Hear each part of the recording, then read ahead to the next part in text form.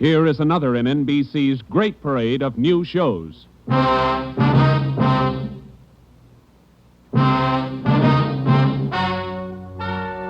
Ladies and gentlemen, the story you are about to hear is true. Only the names have been changed to protect the innocent. NBC brings you Dragnet.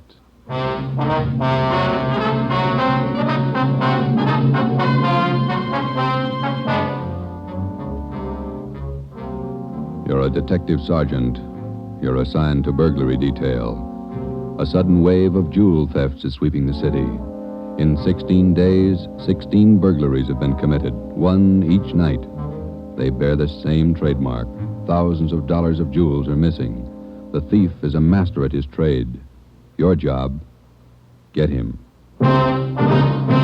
Dragnet, the documented drama of an actual crime, investigated and solved by the men who unrelentingly stand watch on the security of your home, your family, and your life. For the next 30 minutes, in cooperation with the Los Angeles Police Department, you will travel step by step on the side of the law through an actual case transcribed from official police files. From beginning to end, from crime to punishment, Dragnet is the story of your police force in action.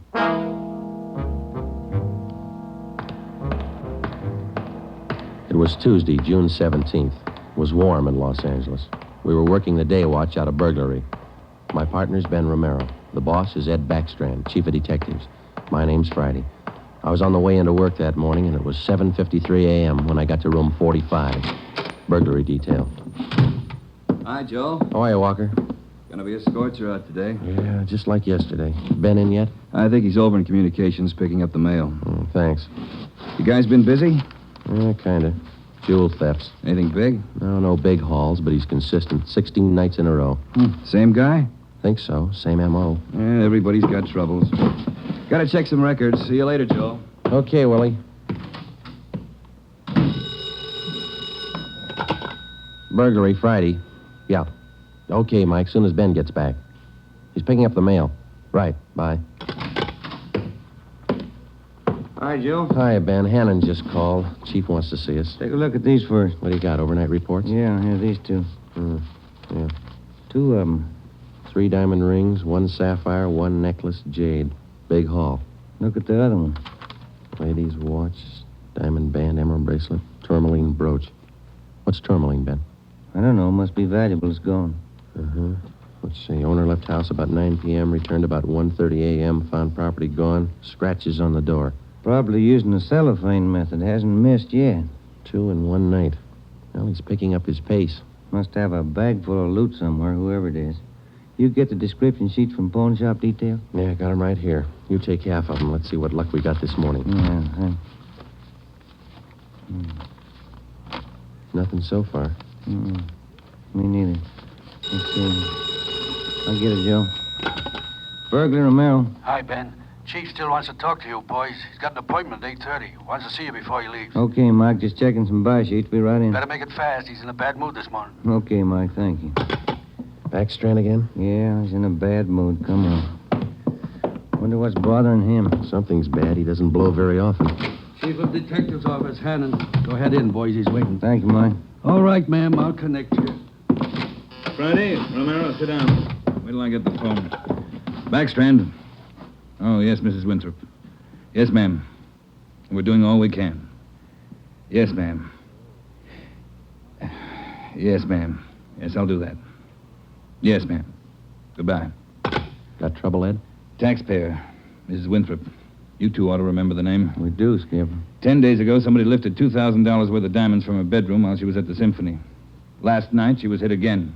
A diamond watch, an emerald bracelet, and some kind of a brooch. Tourmaline. I don't care what kind it was. It's gone. What's the pitch? We just read a report a couple of minutes ago, Skipper. Could be a tie-in with those other 16 jobs. 16 jobs in 16 days. You haven't got a lead on the thief yet? Nothing shows up. No prints, nothing. What about the pawn shops? Nobody's tried to soak any hot stuff as far as we know. We double-checked the detail. We got every hock shop in town on the alert. Whoever it is, they've got to try to pawn the stuff sometime. Unless they're going to give diamond rings for Christmas presents. And they haven't tried the pawn shops yet, Skipper. We're sure of that. Look, 16 burglaries in 16 days. Jewels and watches. Good ones. That's got to stop. It's got to stop soon, you understand? We'll stay right on top of it, Ed. We're doing all we can. For 2 weeks, I've had half a dozen women calling me every day. Society women. Some of them figure they should get extra treatment. They're only DR numbers to us, Skipper. They all get the same attention. I'll try and explain that to some of them. They think you're in on the racket. Maybe you boys would like to take these calls some morning. No thanks, Ed. All right, then, let's get some action. Keep the pawn shop operators on their toes and get after every known fence in town. That's all. I've got an appointment. All right, Ed. Check you later. Holding a call for you, Ben. Oh, thank you. Hello. Oh, hi, Max. What? Well, hold it. Be right down. First break, Joe. What do you got? Necklace and a watch. Both of them on the stolen property list. Where? Henry's pawn shop. 5th and Main. 6 minutes later, at 8:25 a.m., Ben and I drove up in front of Henry's Square Deal Pawn Shop. Quick cash, no red tape, watches bought and sold. The proprietor was Max Murphy, an old friend of Ben's. Well, pal, of all days, it had to happen yesterday. Took the day off and went fishing up at Big Bear. I left my nephew in charge, Harry. A real knothead, that kid. How do you mean, Max? Joe, if I told him once, I told him 101. Whatever you do, whatever they come in with to Hawk, check it with the list. Check it with the stolen property list. What does he do? He forgot. He forgot. Oh, a real knothead, that boy. How old is he, Max? 32. A real knothead. I checked the slips from yesterday. Then I checked the stolen property list. There it is. Hot stuff. When did the stuff come in, Max, do you know? About 4 o'clock yesterday afternoon. Can we look at it? Oh, sure. Back here behind the car. There it is. Did you check out the serial numbers on the watch yet, Max? When I found out, yes. They matched to a T. All right, let's see. Yeah. Description on this necklace matches, too. Let's have a look at your buy book, huh, Max? Yes, sir, Joe. Here you are. There's a deal right there. Here? Yeah, that's him. That's how he gave his name. Walter Tracy, 132 and a half Blackstone Court, Los Angeles. Let me check the book for the description, Max. Oh, sure.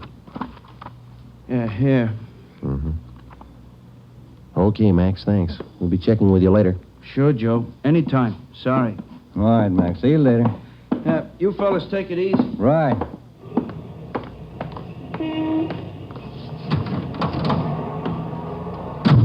Want to check and see if we're clear, Joe? Yeah, I will. 80K to Control 1. 80K to Control 1. Are we clear? Control 1 to 80K. Stand by.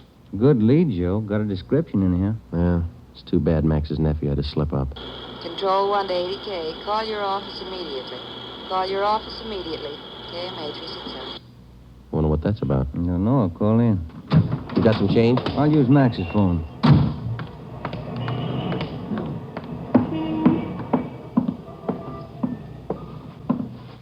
Use your phone a minute, Max? Oh, you, Ben? Sure. Help yourself. Thank you.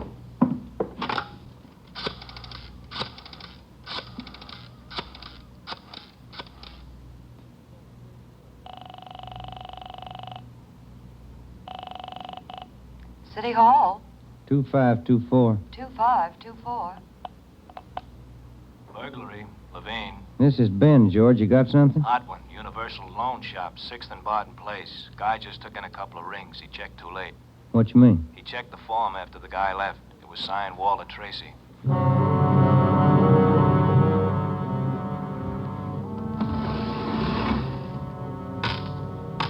There they are, Sergeant. Both rings. Fine quality diamonds. Don't you usually check your stolen goods list before you take in stuff like this? Usually, yes. Last night, no. I don't know what I was thinking about. Can we have a look at your buy book? Right here. There it is. Walter Tracy. 699 Olive Street. 145 pounds, 5'9", dark hair, build, thin. We'll have to slap a hold on these rings. I know. I should have thought. Can you think of anything else that might help us to identify the man? Well, no. Had a light suit on. Nice cut. Very well dressed. Thank you. That's all for now. Here's our card. If the guy happens to drop back, give us a call, will you? Sure will, Sergeant. Say, Yeah? I've got some nice watch bands. Yours look old. Can I interest you? No, thanks. Some other time. Come on, Ben.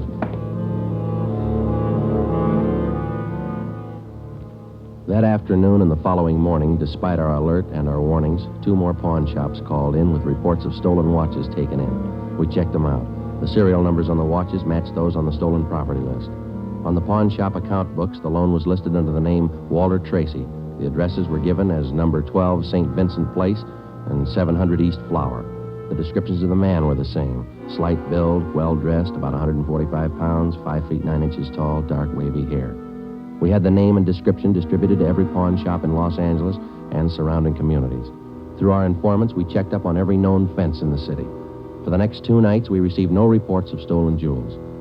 That made up for the double burglary the night before. On June 19th, the box score read 18 successive nights, 18 successive jewel burglaries. At 3:25 in the afternoon, Ben and I sat down to check over the late incoming reports. Got anything, Joe? Not yet, no. Nothing here. Maybe the guys left town. Nope. No such luck. Take a look. That's it, number 19. He may set a record. Well, he's making monkeys out of us, isn't he? Look, man's watch, lady's watch, Chinese amber necklace, diamond shirt studs, and a bracelet with 2 large rubies. He's getting ambitious. How's the value listing? I see. $1,800. 1 haul. I'll get it. Burglary Friday. Yeah. What? Yeah. Be right down. Stall him. Let's go, Ben. Where? Kaplan's down on East 2nd. Walter Tracy's in there now, trying to hock a gold watch.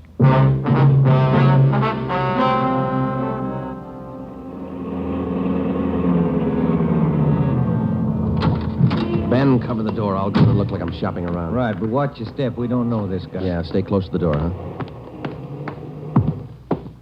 I'm sorry, that's the best we can do on the watch. Look, Mac, this is gold. 21 jewels. Well, it's the best I can do. Drop dead. Well, it's the best I can do. Don't get sore. Yeah, sure. See you later.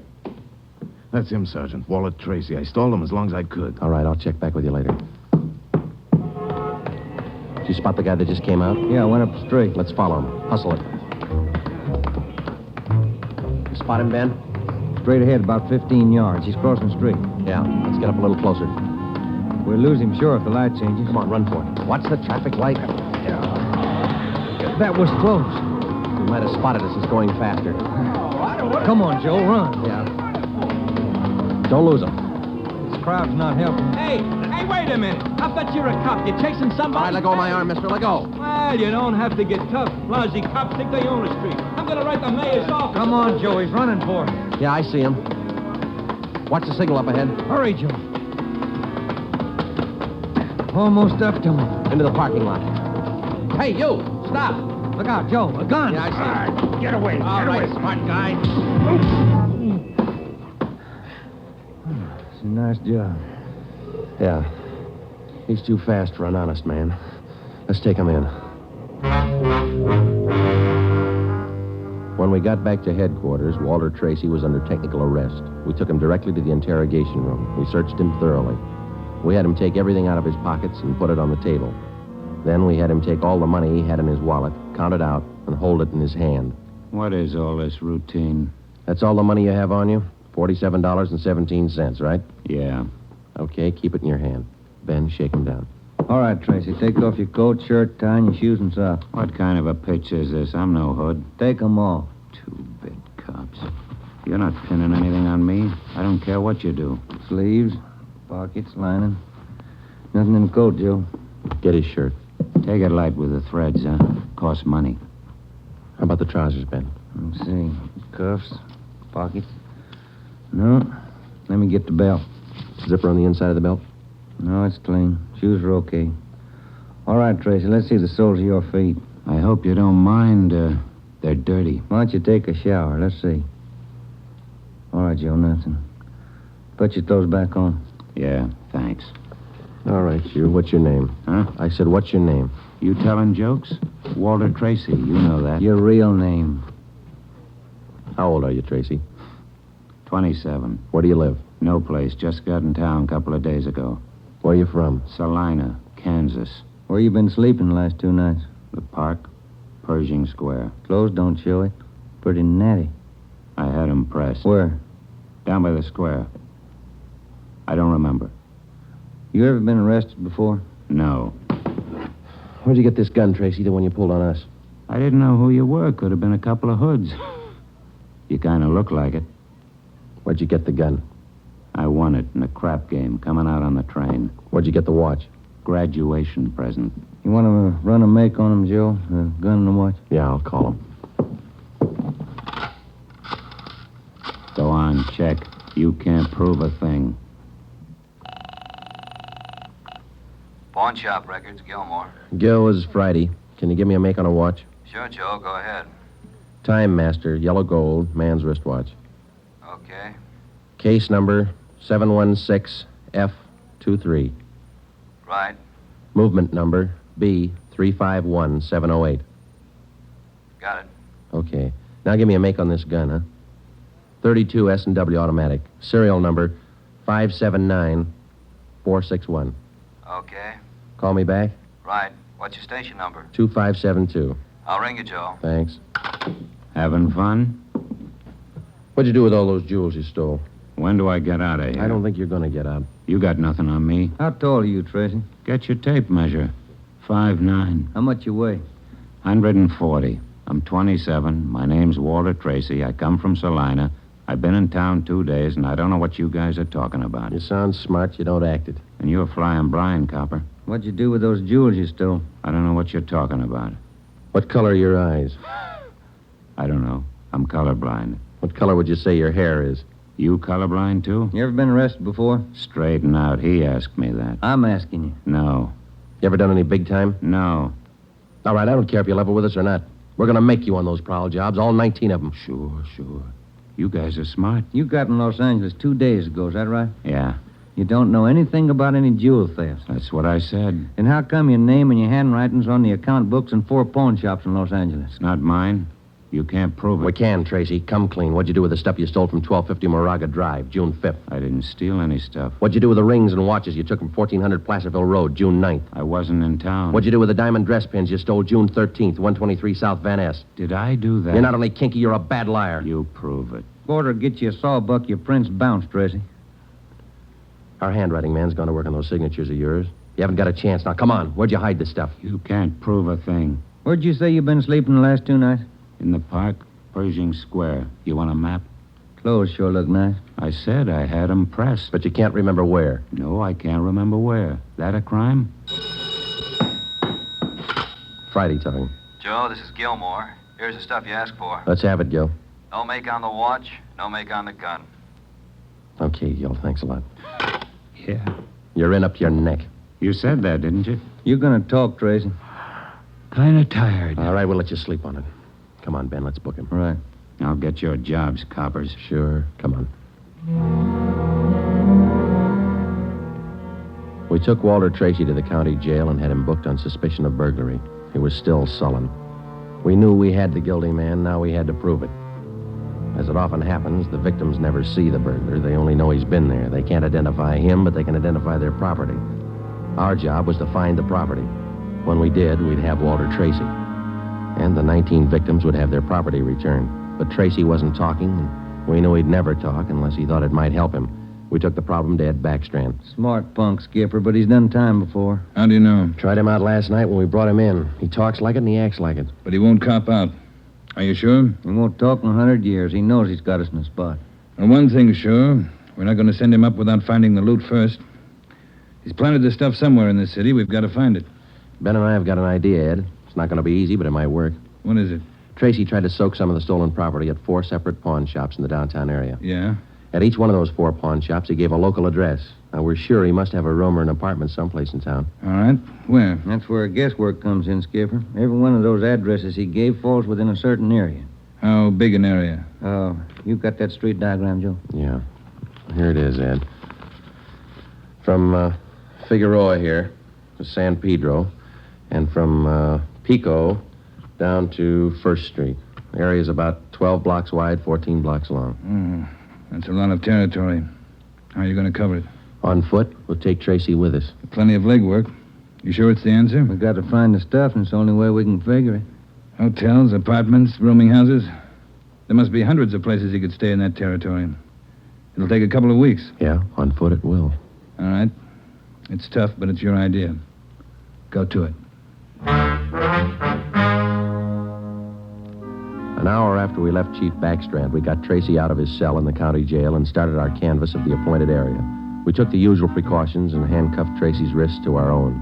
We started the search for his hideout at 1st Street and Figueroa. It was a warm day in Los Angeles. The temperature was 91. After the first 3 hours, I could tell Ben's feet were ready to give out, and so were mine. We couldn't even have the comfort of complaining. That had encouraged Tracy, and he was cocky enough already. He cursed and threatened every step of the way. My legs off. All right, quit pulling, will you? Come on, Tracy, up the stairs. Another one to check. Warm day, Joe. Yeah, a little. What do you mean, a little? Must be 110. Yes? What is it? You the manager? Yes. Could you tell me which apartment this man has in your house, ma'am? Who, him? Yes, ma'am, this one. Never saw him before. He don't live here. All right, ma'am, thank you. Yeah. Hot, ain't it? When are you going to get wise? Come on, Tracy. Well, that finishes this side of the street. You want to cross over, Joe? Yeah, let's go. I'm hungry. I want to eat. After we cover the other side of the street. You can't do this to me. I'm going to get a lawyer. I'll have your jobs, both of you. Yeah, come on. We only got a couple of hundred places to cover.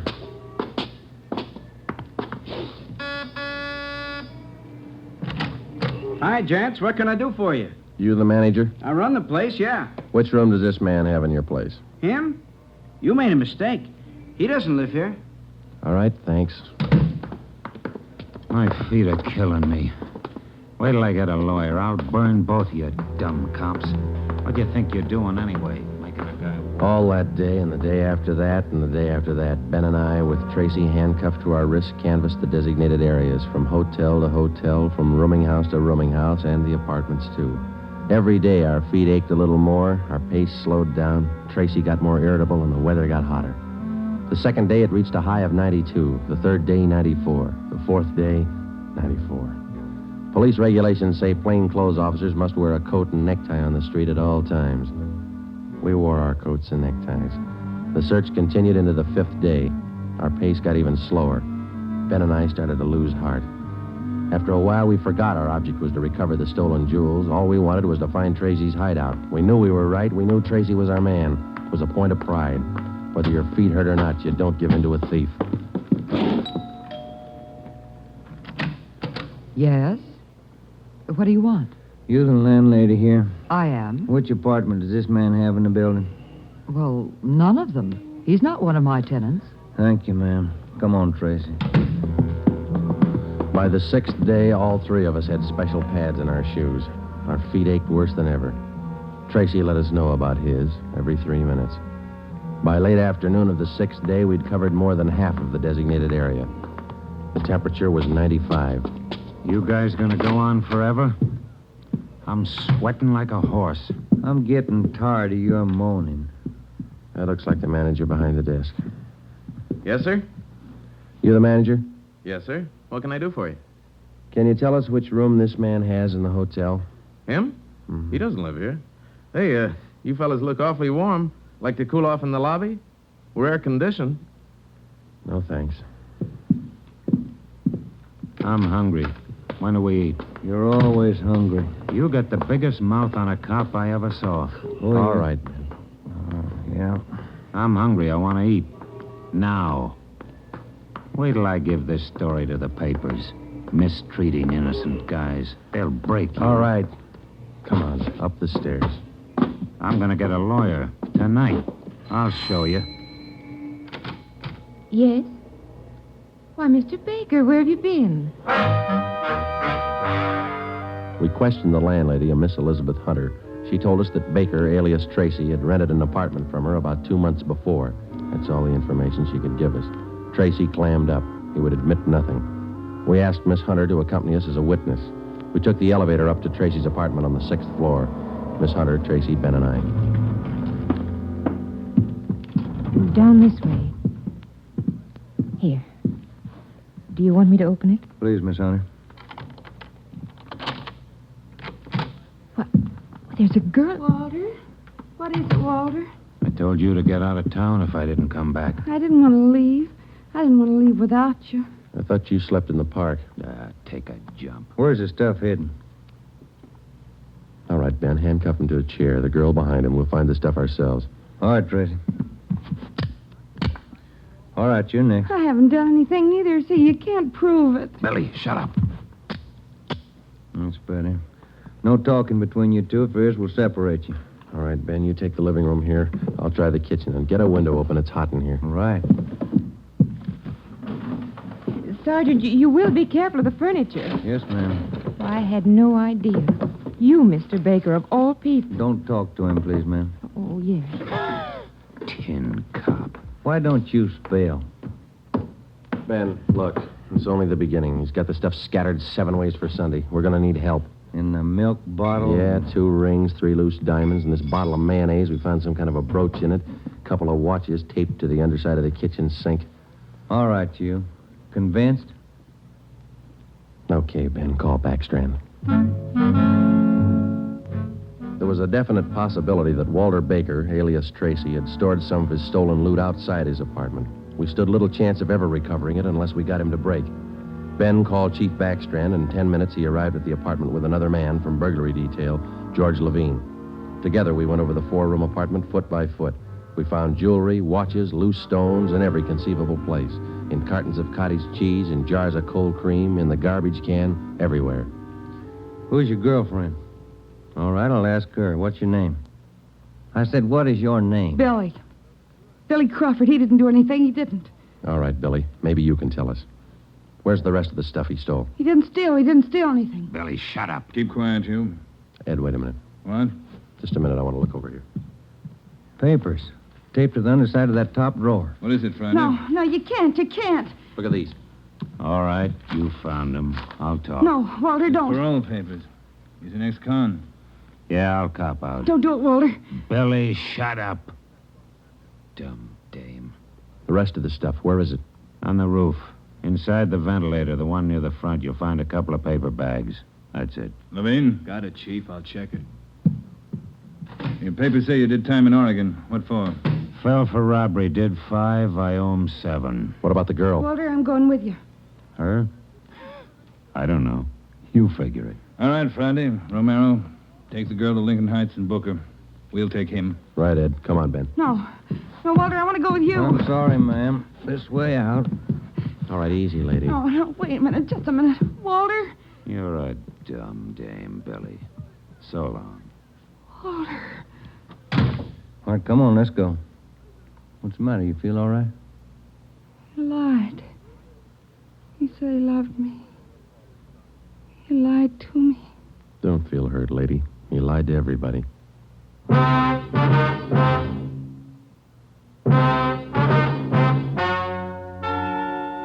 The story you have just heard is true.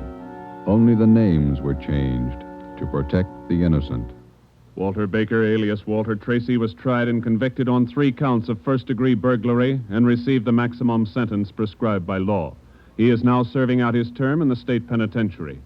A hold has been placed on him by the state of Oregon, where he will serve out 7 years for violation of parole. Billy Crawford, Baker's accomplice, was tried and convicted of receiving stolen property and is now serving time in the state penitentiary for women. You have just heard the 11th in a new series of authentic cases transcribed from official police files. Technical advice for Dragnet is furnished by the Los Angeles Police Department. Tonight's program is dedicated to Warden Clarence A. Larkin of Folsom Prison, Sacramento, who, on the evening of September 24th, 1937, gave his life so that yours might be more secure.